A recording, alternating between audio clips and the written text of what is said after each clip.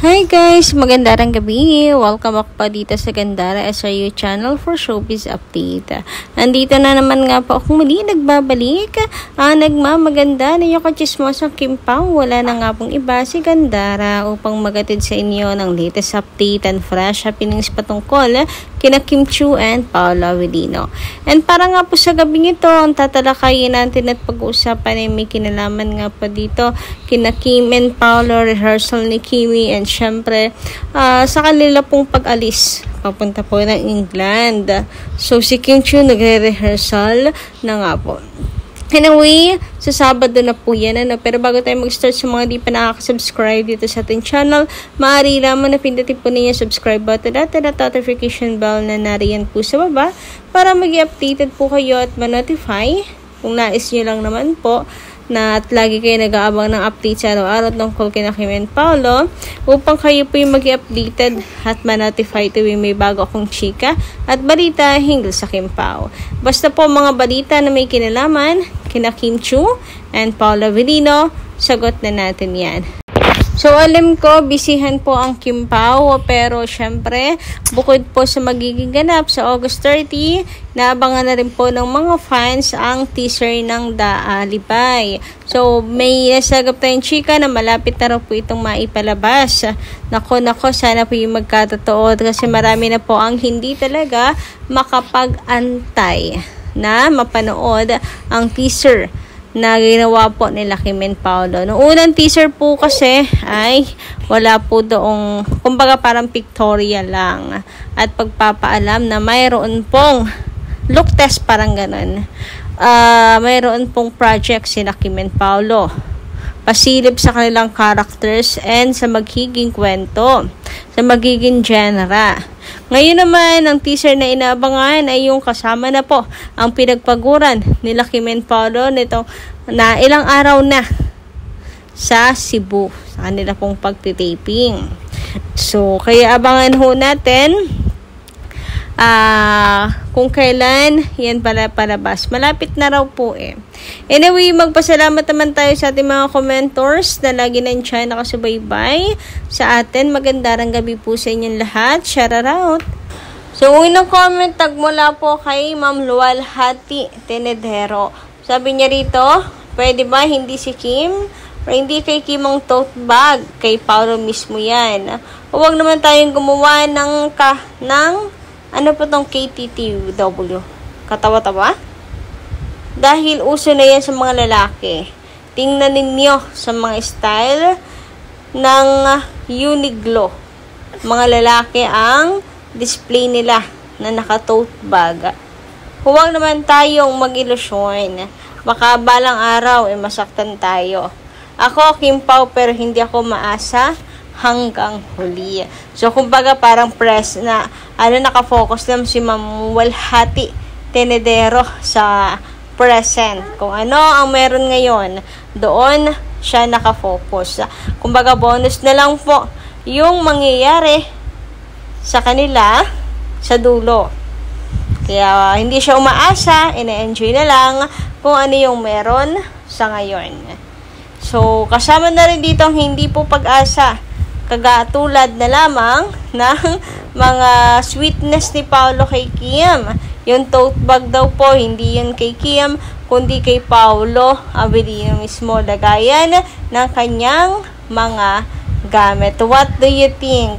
Kung kayo po ang tatanungin, are you agree nga po ba na hindi yan kay Kim, kundi kay Paolo mismo? Ayan. Pa-comment na lang po dyan sa baba, mga keyboard warrior natin dyan. Grabe naman siya, huwag gumawa ng kakatawa. Di ba pwedeng dilulo lang at your own risk? Kung yan po yung nakakapagsaya sa ating mga Kim Pao, di ba? Atin pa bang aalisin yon sa kanila? Lalo na't namimiss na po nila sina Kim and Paolo. Samantala, so ito na nga, dahil ang Kim Pao nga po ay kasama sa ASAP England, ito po at meron tayong ilang balita na nasagap, lalo na po higit kay Kim Chiu. So, rehearsal po ni Kimi para po sa kanya pong gagawin performance sa ASAP.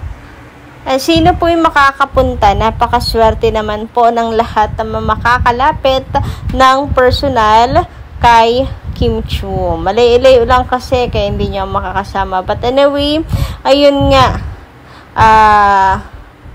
Sa sa sinasabi ng ang Kim Pao, parehas po nasa ASAP England. Katanungan ng lahat, duet ba silang dalawa? Abangan natin, malay nyo, maging parte at sulitin na rin po yung pagkakataon na mag-promote sina Kim and Paolo ng kanilang panibagong serye, which is ang The Alibay. Ang time slot na maaaring hindi kasi daw pwedeng palitan ng Batang Quiapo So, after Batang Quiapo na lamang ang time slot maaari.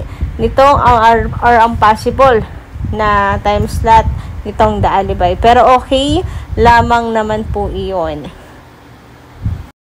Samantala para sa sentro ng ating update ngayong gabing ito, ayon sa atin pong nasagap, si Paula Avellino ay bumisita po sa rehearsal ni Kim Chiu. So, na-chika lang po yan ng ilang kakimpaw natin. Di rin tayo sigurado. Pero, isa lang po ang alam ko, hindi yan imposible. Kasi, alam naman po natin na talagang ginagawa rin ni Paula Avellino ang tumambay sa dressing room at intayin si Kim Chiu. Nakaano pa nga yan diba? Naka-hood, naka-sombrero, naka-sunglass, naka-mang-disguise pa nga siya. So, yun po yung talagang alam po natin. Anyway, sabi naman dito ni Mary Fab Balsomo, maganda rin gabi, shoutout sa'yo. I always admired Kim Pao since day one. Until now, sila ang happy pills ko. Nawala pagod ko pag lagi ko sila nakikita. Or naming mga update po.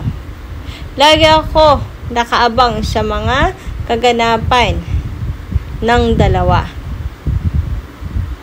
Since 2006, idol ko na talaga sila at pinagpipray ko din na magkasama sila sa isang project. Thank you Lord God kasi pinagbigyan mo kami or ang hilig ko at sobra-sobra pa.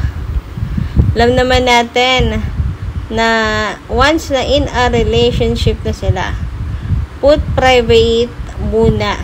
Gusto muna nilang enjoyin ang company nila na silang dalawa lang. Soon, isa-shoutout na din nila na sila na at yayanig at gigimpal ang milyon-milyong Kim Pao pag nangyari yon. I love Kim Pao forever, always. Keep safe, please, Gandara. Always watching your vlog about Kim Pao from Kuwait. Ayan, Ma'am Mary Fab Balsomo, thank you so much. Thank you so much for watching ng atin pong update tungkol sa Kim Pao. And sabi nga po niya rito, hayaan nyo na po muna. Suluhin muna nila ang isa't isa. Importante, nag-enjoy sila sa company ng bawat isa. Para saan pat aamin din po silang dalawa. Ibigay na po muna daw natin ngayon ito sa Kim Pao, yung katahimikan at masolo ang isa't isa.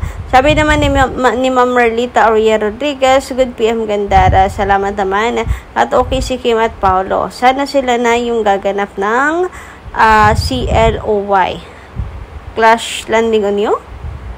Hindi mapupunta sa iba at sana hindi yung direktor na gustong palitan si Kim.